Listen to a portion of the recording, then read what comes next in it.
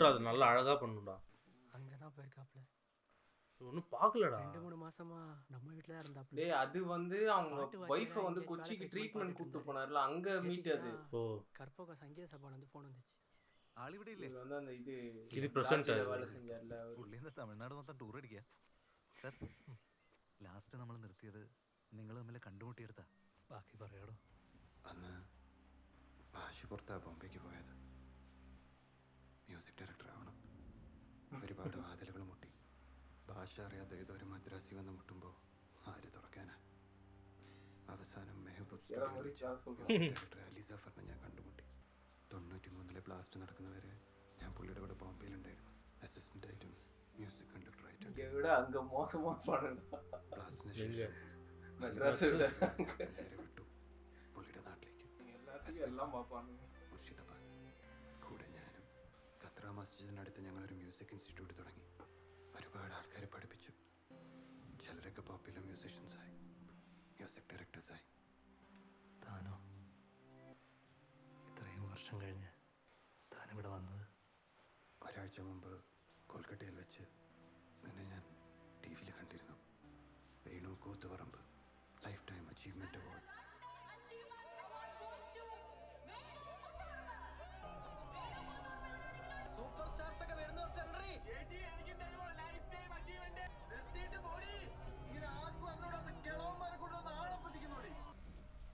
രചനാ സംവിധാനം വേണു കൂത്തുപറമ്പെന്ന് എഴുതി കാണിക്കുമ്പോൾ തിയേറ്റർ മുഴുവൻ കൈയടി മുഴങ്ങിയിരുന്നൊരു കാലം ഉണ്ടായിരുന്നു. തനിക്ക് പിന്നെ എന്ത് പറ്റിയടോ? വാഴ്ത്തിപ്പാടിയവർക്കിടയിൽ പെട്ടുപോയി. സക്സസ് തലയ്ക്ക് പിടിച്ചു. പഴയ വേണുവായി മടങ്ങി വരാൻ ഞാൻ ആഗ്രഹിച്ചിരുന്നു. നടന്നില്ല. വീണ്ടും വീണ്ടും പരാജയപ്പെട്ടതുകൊണ്ട് വിളഞ്ഞ് വിജയിച്ച കാലമൊക്കെ ആൾക്കാർ മറന്നു. താൻ ആരാണെന്ന് എല്ലാവരും കാണിച്ചു കൊടുക്കാനുള്ളൊരു സിദ്ധി തൻ്റെ കയ്യിലുണ്ട്. പൂഴ്ത്തി വയ്ക്കാനുള്ളതല്ല വേണു തൻ്റെ എഴുത്ത്. പൊളിച്ച് പുറത്തെടുക്കണം. നമ്മുടെ കാലമൊക്കെ കഴിഞ്ഞില്ലേ? ഇത് ചെറുപ്പക്കാരുടെ ലോക. ഇത് അവരുടെ കാലമല്ലേ? ഒന്നും ഒരുത്തിനും തീരെ എഴുതി കൊടുക്കേണ്ട കാര്യമില്ല വേണു. ജീവിച്ചിരിക്കുന്ന ഓരോരുത്തനുള്ളതാണ് ഈ ലോകം. എഴുതി പൂർത്തിയാക്കിയിട്ട് വർഷങ്ങളായി. പോകുന്നിടത്തൊക്കെ ഞാനിത് കൊണ്ടുപോകും. താനിത് 3 ഒന്ന് വായിച്ചു നോക്ക്. നമ്മുടെ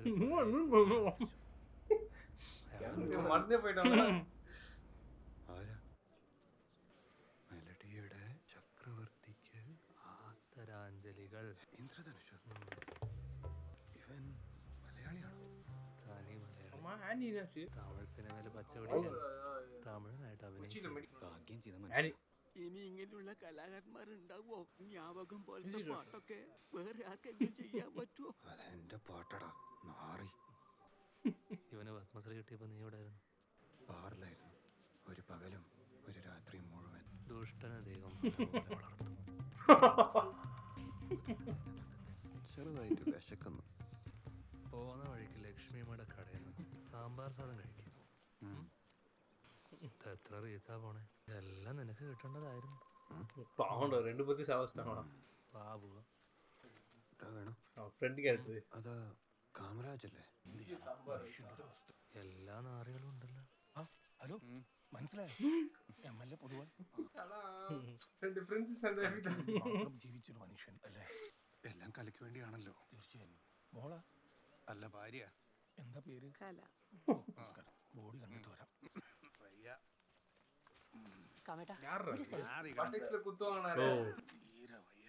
സാർ, ഞാൻ സാറിൻ്റെ ഭയങ്കര ഒരു ഫാനാണ്.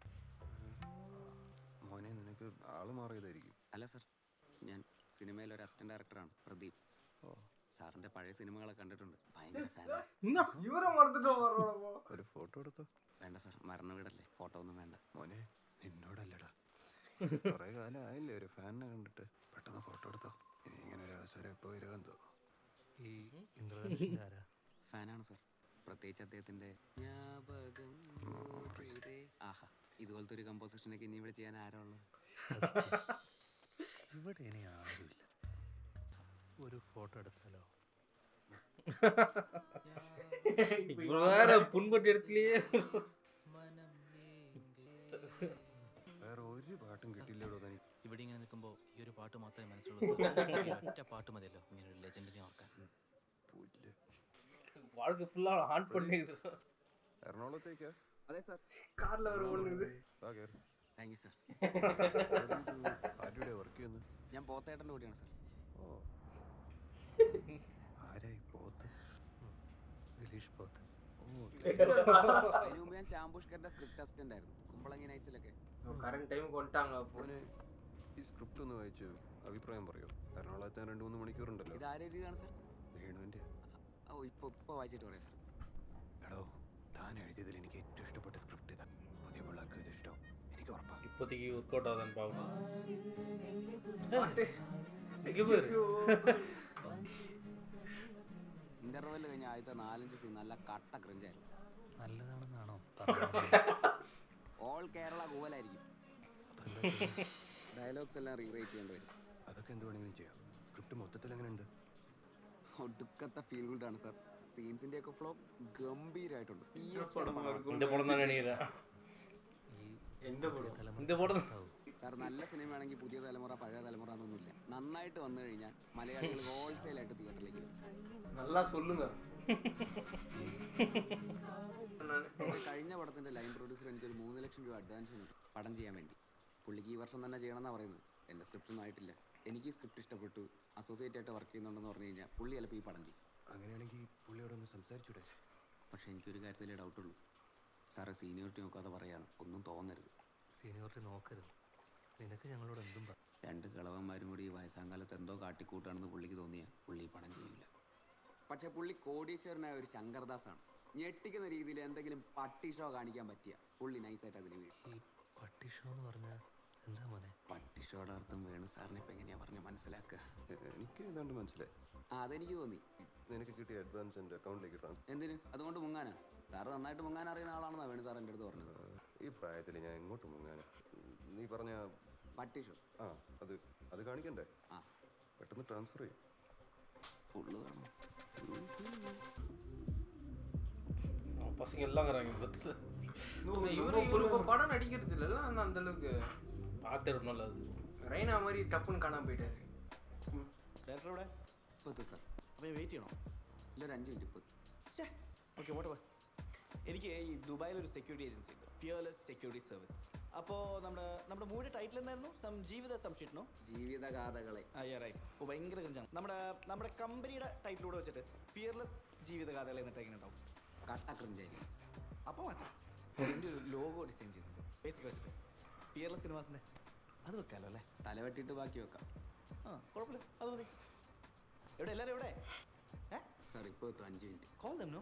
ഇപ്പോൾ വരും. പക്ഷേ എനിക്കിവിടെ പറ്റുന്നില്ല കേട്ടോ. ഭയങ്കര ചൂട്. ഈ ട്രോപ്പിക്കൽ ക്ലൈമറ്റ് എനിക്ക് സൂട്ടാണ്. அவங்க ஆக்ட் பண்ணுமா பயங்கரமான பணக்கார மாதிரி. കാടിയാണ്. தெரியல ஏதோ இது பண்ண போறாங்க. വേഗം വരാൻ പറയൂ. എത്തിയോ? ஓ அவர் ஒய்ஃபுக்கா? എടോ ഇമിഗ്രേഷൻ ക്ലിയറൻസ് ഒക്കെ ഇപ്പോൾ ടാസ്ക്കാണ്, പഴയ പോലെയല്ല. നമ്മുടെ കപ്പലില്ലേ, അതപ്പോൾ സേഫാ. സാർ അതാണ് ഡയറക്ടർ, മ്യൂസിക് ഡയറക്ടർ. ഇതെന്താണോ വൃദ്ധസാധനത്തിൻ്റെ വാർഷികാഘോഷം? നല്ല കഴിവുള്ള വൃദ്ധന്മാരാണ്. ഇപ്പോൾ താങ്ക്സ് കാർഡിന് മുമ്പ് ആദരാഞ്ജലി വെക്കേണ്ടി വരുമല്ലോ. അങ്ങനെയൊന്നുമില്ല. അല്ല ഷൂട്ടിനിടയിൽ ഇവർ ഒന്ന് ചത്തു ചെയ്യുന്നു. അവരൊന്നും ചാവില്ല സാർ. അങ്ങനെ പറയാൻ പറ്റും? സാർ നന്നായി. അല്ല നമുക്കേ ഇവരൊക്കെ റെക്കോർഡിങ്ങിന് മുമ്പ് ഒരു ഫുൾ ബോഡി ചെക്കപ്പ് ചെയ്താലോ? ആ കൊണ്ടുപോകും സാർ. ഈ ചുരിദാറിൻ്റെ തള്ളയാണോ ട്യൂൺ ചെയ്യുന്നത്? അത് നന്നായി സാർ. അങ്ങനെ പറയാൻ പറ്റും? എനിക്കറിയാവുന്നു. താഴെ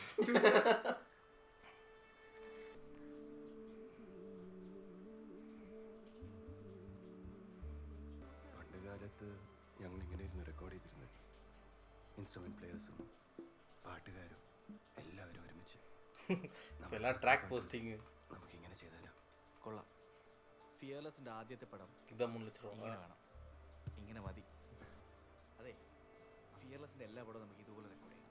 ഈ സ്റ്റുഡിയോനെ കിട്ടും എല്ലാ പടത്തിനും.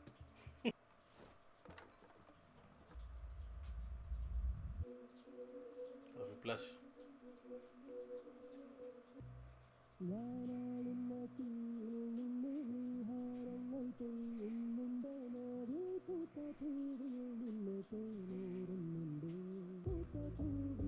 இப்பவும் பாரு இவரோட இது அவர் தான் ஹெல்ப் பண்ணுகிறாரு. அப்பவும் இவர் தான் ஹெல்ப் பண்ணாரு, இப்பவும் இவர் தான் வழி.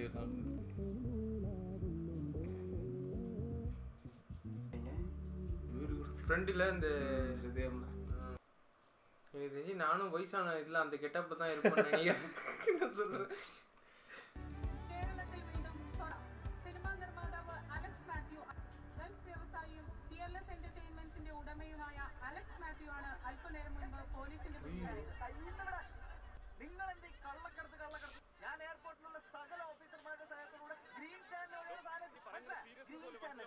துபாயில் ஏதோ இது வச்சிருக்கேன் அந்த மாதிரி போல இல்ல இல்ல அவரு ஃபோன் சொன்னார்ல இமிகிரேஷன் கொஞ்சம் பிரச்சனை கப்பல் அமுச்சு விடு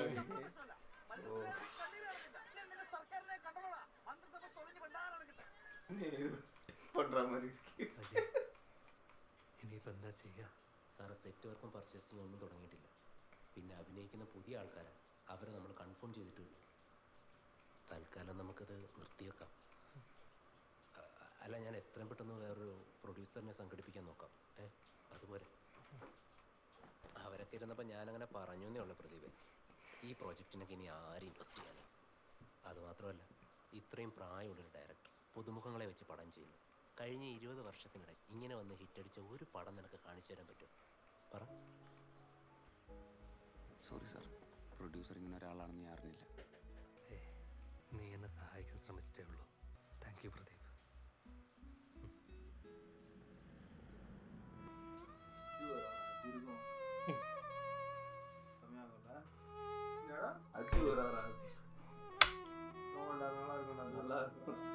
அஜு அப்போ வயசான மாதிரி காட்டினாங்க.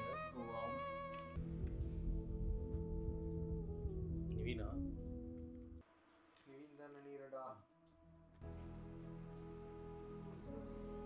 ஆனி ആനി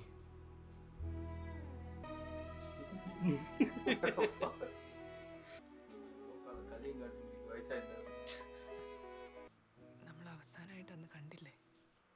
അത് കഴിഞ്ഞ് ഒരാഴ്ച കഴിഞ്ഞപ്പോൾ തന്നെ ഞാൻ ഹോസ്റ്റലിലേക്ക് മാറി. പിന്നെ ഞാൻ ആ വീട്ടിലേക്ക് തിരിച്ചു പോയിട്ടില്ല. എൻ്റെ കാര്യങ്ങൾ നോക്കിയതും പഠിപ്പിച്ചതും ഒക്കെ കോൺവെൻറ്റിലുണ്ടായിരുന്ന ഒരു മേരി സിസ്റ്റർ. കല്യാണം കഴിപ്പിച്ചതും സിസ്റ്റർ തന്നെയാണ്. ഹസ്ബൻഡ് ഒരു മീഡിയ കമ്പനി റൺ ചെയ്യുന്നുണ്ട്. തിയേറ്റർ ബിസിനസ്സും ഉണ്ട്. We are settled here. മക്കള് 2 പെൺകുട്ടികളാണ്. ഒരാൾ കാനഡയിൽ, ഒരാൾ ബാംഗ്ലൂരും. മുരളിയുടെ ഫാമിലി. എനിക്ക് കുടുംബം കുട്ടിയൊന്നുമില്ല ആനി. എന്നെക്കുറിച്ച് ഓർക്കാറുണ്ടോ? யாரும் ஊருக்குள்ளே இருக்க மாட்டாங்க. കഴിക്കും.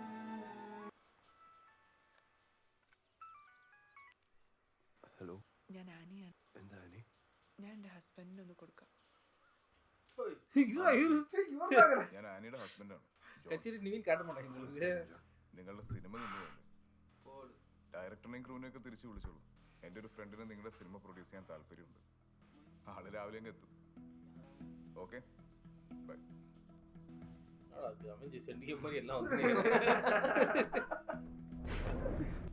വേണു, നമുക്കൊരു പ്രൊഡ്യൂസറെ കിട്ടി. വണ്ടി തിരിക്കടാ. வேற நான் அந்த இடத்துல நின்று போய் பாடி வயலின் வச்சிருந்தேன். கண்டிப்பா இல்ல வேற. சமாடா டேய். കേശവദേവല്ല, அவர் பையனா?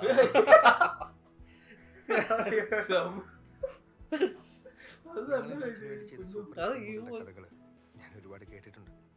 എൻ്റെ അച്ഛൻ മരിക്കുന്നതിൻ്റെ തൊട്ട് തലേന്ന് വരെ. നിങ്ങൾക്ക് ഇന്നൊരു ആവശ്യം വരുമ്പം ഞാൻ കൂടെ നിന്നില്ലെങ്കിൽ പിന്നെ കേശവദേവ് എൻ്റെ അപ്പനാന്ന് പറഞ്ഞിട്ട് എന്ത് കാര്യം? நைஸ்ரா நைஸ்ரா, ஒரு செம டச்சி. பெசில் இல்லனா எதுவுமே இல்லை. பெசில் இல்லைனாங்க நான் இவங்க 2 பேரு அதான் எங்க இருக்காருன்னு கூட யோசிக்காம அவரு அப்பா பேர் சொன்னாரு. அப்படியே வந்து நிக்கிறீங்க. നമുക്ക് തുടങ്ങിയാൽ പൊളിക്കും.